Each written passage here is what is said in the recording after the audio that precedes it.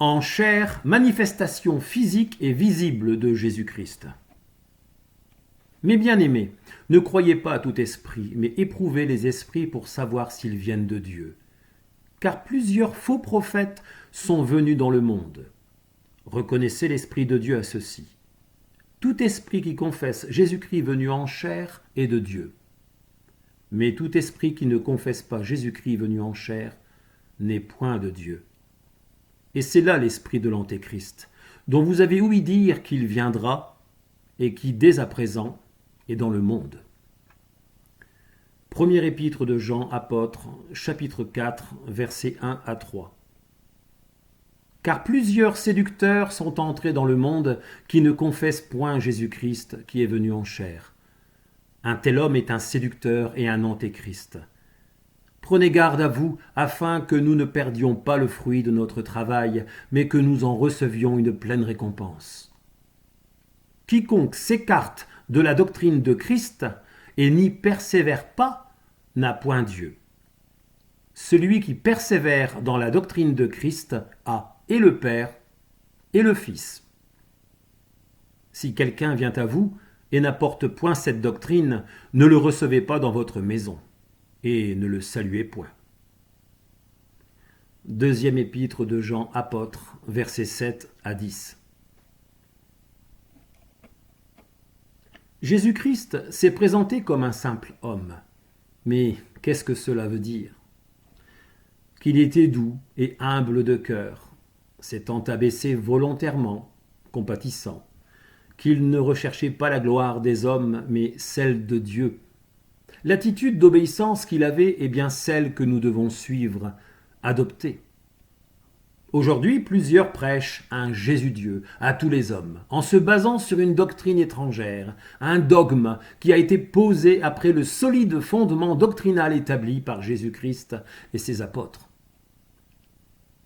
Bien que nous ne connaissions qu'imparfaitement les choses, restons simples et veillons à la conservation des paroles déjà rapportées.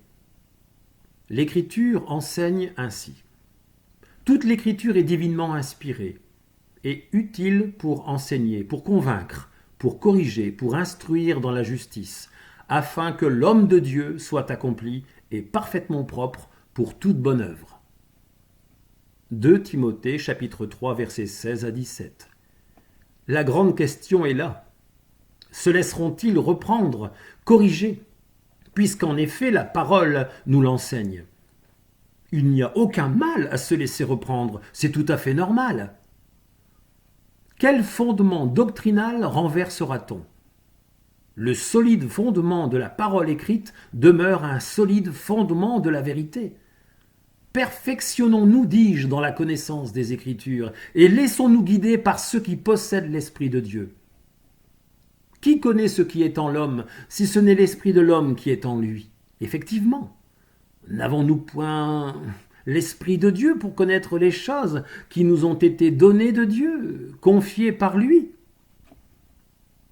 Car qui est-ce qui connaît ce qui est en l'homme, si ce n'est l'Esprit de l'homme qui est en lui? De même aussi, personne ne connaît ce qui est en Dieu, si ce n'est l'Esprit de Dieu. Or, nous n'avons pas reçu l'Esprit de ce monde, mais nous avons reçu l'Esprit qui vient de Dieu, afin que nous connaissions les choses qui nous ont été données de Dieu. 1 Corinthiens, chapitre 2, versets 11 à 12. Plutôt avide de grandes manifestations que de l'observation de la parole de Jésus qui a dit « Celui qui garde ma parole, c'est celui-là qui m'aime. Celui qui a mes commandements et qui les garde, c'est celui-là qui m'aime.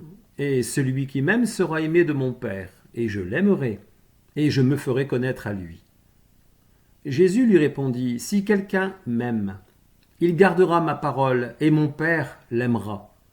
Et nous viendrons à lui, et nous ferons notre demeure chez lui. Celui qui ne m'aime pas ne garde point mes paroles, et la parole que vous entendez n'est pas de moi, mais elle est du Père qui m'a envoyé. » Évangile selon Jean chapitre 14, versets 21, 23 à 24. Le verset suivant parle du Consolateur que le Père enverra. ce qui est intéressant, c'est que le Saint-Esprit, qui est ce consolateur, remettra en mémoire toutes les choses que Jésus a dites. Mais le consolateur, qui est le Saint-Esprit, que le Père enverra en mon nom, vous enseignera toutes choses et vous remettra en mémoire toutes celles que je vous ai dites. Évangile selon Jean, chapitre 14, verset 26. Il ne mourra jamais. En vérité, je vous dis que si quelqu'un garde ma parole, il ne mourra jamais. Évangile selon Jean, chapitre 8, verset 51. Autre chose encore, le diable connaît les Écritures, mais il est appelé le père du mensonge. Alors comment peut-il demeurer dans la vérité ? Les Écritures contiennent la vérité, et la vérité est comme la lumière, elle brille au milieu des ténèbres. Les enfants de Dieu connaissent les Écritures, mais ce qui les assure est qu'ils demeurent dans la vérité, contrairement au père du mensonge qui ne peut y demeurer. L'onction que nous avons reçue reconnaît Jésus comme Christ et Fils du Père. Mais vous avez reçu l'onction de la part du Saint, et vous connaissez toutes choses. Je vous ai écrit non comme à des gens qui ne connaissent pas la vérité, mais comme à des personnes qui la connaissent, et qui savent que nul mensonge ne vient de la vérité. Qui est menteur, si ce n'est celui qui nie que Jésus est le Christ ? Celui-là est un antéchrist, qui nie le Père et le Fils. Quiconque nie le Fils n'a point le Père, mais celui qui confesse le Fils a aussi le Père. Que ce que vous avez entendu dès le commencement demeure donc en vous. Si ce que vous avez entendu dès le commencement demeure en vous, vous demeurerez aussi dans le Fils et dans le Père. Et la promesse qu'il nous a annoncée, c'est la vie éternelle. Premier épître de Jean, apôtre, chapitre 2, versets 20 à 25.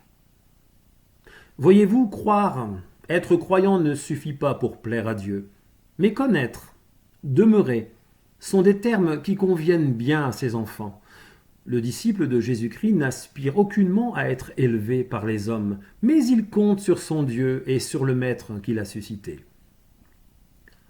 En vérité, je vous dis que celui qui écoute ma parole et qui croit à celui qui m'a envoyé a la vie éternelle.